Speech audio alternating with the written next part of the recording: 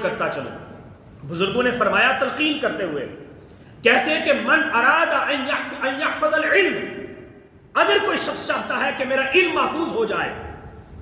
ایک بندے نے منطق پڑھی، فلسفہ پڑھا، بلاغت پڑھی، فصاحت پڑھی، علم تفسیر پڑھا، علم حدیث پڑھا، علم فقہ پڑھا، علم اصول حدیث پڑھا، علم اصول القرآن پڑھا، علوم القرآن کا علم پڑھا، بے شمار ان گنت علوم حاصل کر کے اب وہ یہ بات چاہتا ہے کہ ان یحفظ العلم، اس کا علم محفوظ ہو جائے،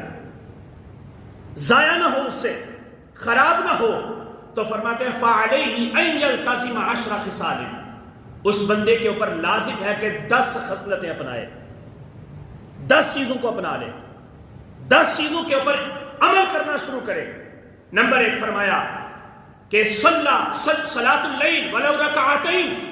پہلے نمبر پہ یہ ہے کہ رات کو تہجد کے وقت اٹھ کے اگرچہ 2 رکعت ہی